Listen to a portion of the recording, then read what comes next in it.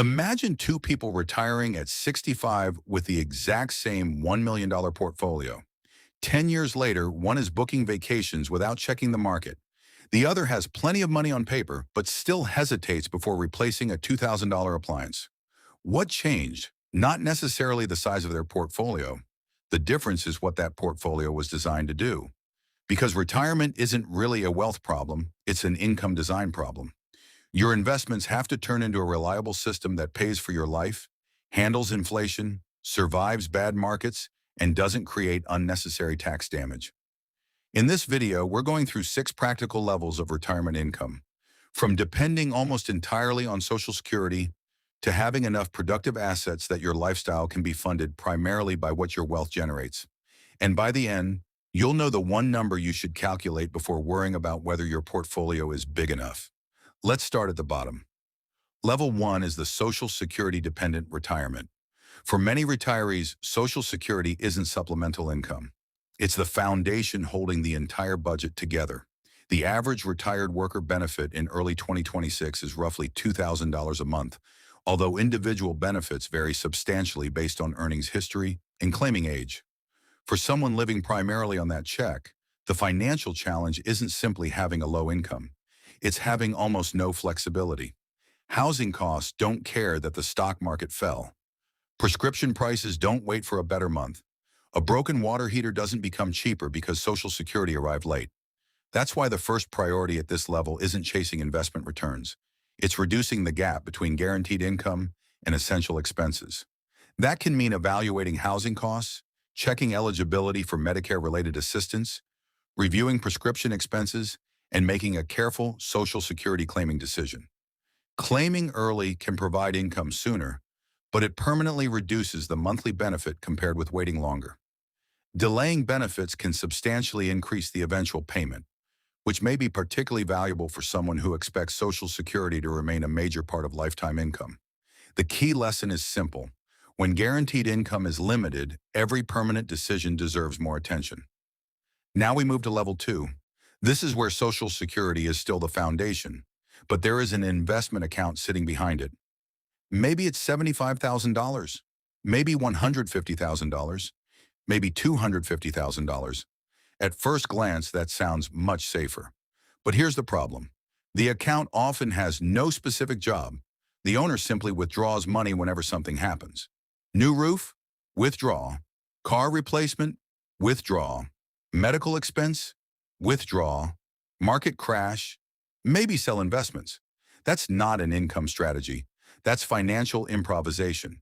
And improvisation becomes expensive when the timing is bad. Suppose you retire with a portfolio invested for long-term growth. The market drops sharply during your first 2 years, while you simultaneously need withdrawals for living expenses. You're now selling assets after they've fallen. If the market later recovers, you no longer own all the shares you sold. This is sequence of returns risk.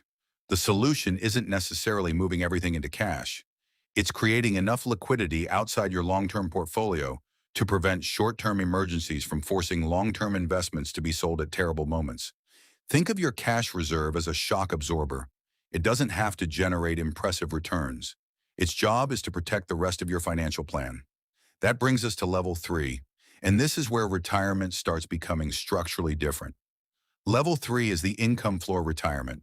Your essential lifestyle is covered by income you can reasonably expect to continue. That might come from Social Security, a pension, or carefully selected guaranteed income products. Then your investment portfolio has a different assignment. Instead of paying for groceries, utilities, and insurance every month, it can help fund travel, hobbies, gifts, home improvements, or future expenses. That's a huge psychological shift.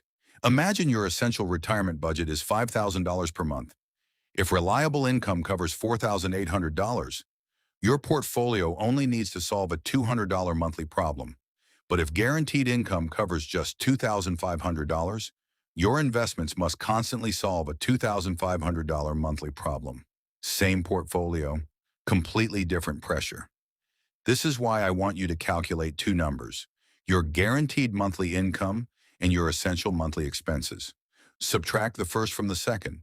That difference is your retirement income gap.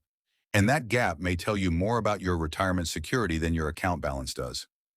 Level 4 is where income becomes diversified and intentional. Now you may have several streams working together: Social Security, a pension or annuity, and systematic portfolio withdrawals. But diversification here isn't simply about owning different investments. It's about diversifying the sources and timing of your cash flow. For example, Social Security may provide inflation-adjusted lifetime income. A pension may provide another dependable stream. Your investment portfolio can then provide flexibility. This creates a system where each source has a purpose. Your withdrawal strategy matters enormously here. You could use a fixed percentage, a dynamic withdrawal approach, or a guardrail strategy that adjusts spending depending on portfolio performance. The important word is planned. A portfolio withdrawal shouldn't be a random amount pulled out because the checking account looks low. It should fit into a broader retirement income strategy. And there's another advantage at this level. You can make decisions based on future needs instead of today's market headline.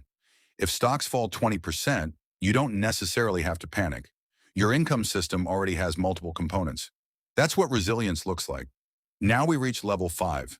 This is where retirement becomes less about generating enough income and more about managing the consequences of having it. Taxes become a major planning variable. Consider a retiree with money spread across a traditional 401k, IRA, taxable brokerage account, and Roth IRA. Those accounts don't behave the same way from a tax perspective. A dollar withdrawn from one account can have a completely different effect on taxable income than a dollar withdrawn from another, and that can affect more than your income tax bill. Higher income can influence Medicare premiums through IRMAA, and large traditional account balances can eventually create required minimum distributions. For many retirees, the years between retirement and the beginning of required distributions can become a valuable planning window. This is where strategies such as partial Roth conversions may deserve consideration. The idea isn't simply Roth is good. The real question is whether paying some tax today could reduce larger tax exposure later. That's a calculation, not a slogan. You have to consider current tax brackets, future income, Medicare consequences, charitable goals, estate plans, and your expected withdrawal needs. And don't overlook withdrawal order. Two retirees with identical portfolios can potentially create very different lifetime tax bills simply by taking money from different accounts at different times. This is where retirement planning starts to resemble tax engineering. You're no longer asking, how much can I spend? You're asking, how can I create the same lifestyle with less unnecessary leakage? Then there's level 6. This is the financially abundant retirement. At this stage, the retiree's assets may generate enough income to support the lifestyle without requiring substantial principal withdrawals. That income could come from dividends, interest, rental properties, business interests, or a combination of investments. The challenge changes completely. You're no longer primarily trying to prevent the money from running out. You're trying to decide what the money should accomplish. That could mean helping children buy homes, funding education for grandchildren, supporting charities, creating an estate plan, or simply preserving flexibility for the rest of your life. But wealth introduces a different danger: concentration. Someone might have $4 million and feel diversified because they own multiple properties. But if all those properties depend on one local economy, one type of tenant, or one regulatory environment, the income may be less durable than it appears. Diversification isn't just about the number of assets. It's about the number of independent risks you're exposed to. And now we need to talk about the two events that can destroy an otherwise strong retirement plan. The first is the death of a spouse. Many couples build their financial lives around 2 Social Security checks, 2 tax brackets, and 2 people sharing expenses.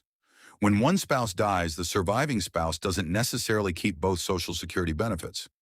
At the same time, the survivor may face higher taxes under single filing status while still paying for housing, insurance, utilities, and other fixed costs.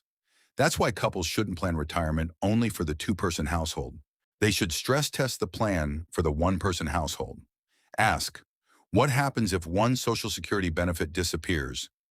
What happens to pension income? What happens to taxes? What happens to insurance and housing costs? The second threat is long-term care. Medicare generally doesn't function as comprehensive coverage for extended custodial long-term care. A prolonged need for assisted living, home care, or nursing care can therefore create enormous financial pressure. The answer isn't automatically buying insurance. Depending on circumstances, the strategy could involve insurance, dedicated savings, family planning, asset allocation, or simply understanding what resources would be available if care becomes necessary. The important thing is to make the decision before you're forced to make it during a crisis. So where does that leave you? Forget the idea that retirement has one magic number. $1 million doesn't automatically create a secure retirement. $2 million doesn't automatically create peace of mind. And a smaller portfolio doesn't automatically mean failure. Start with your income architecture. Write down every dependable source of retirement income. Then calculate your essential monthly expenses. Next, identify the gap. After that, examine how your investments are positioned to fill that gap without creating unnecessary sequence risk. Then look at taxes, healthcare, survivor income, and long-term care. That's the real retirement ladder. Not simply how much money you accumulated, but how effectively that money is converted into a durable life. Because the goal isn't to die with the largest brokerage account on your street. The goal is to know that your money has a job, your income has a structure, and your financial plan can absorb the surprises that retirement eventually brings. If this video helped you think about retirement differently, hit the like button, subscribe for more practical and analytical finance content, and comment below. Which retirement income level are you closest to right now? And what's the biggest gap you want to solve? Thanks for watching.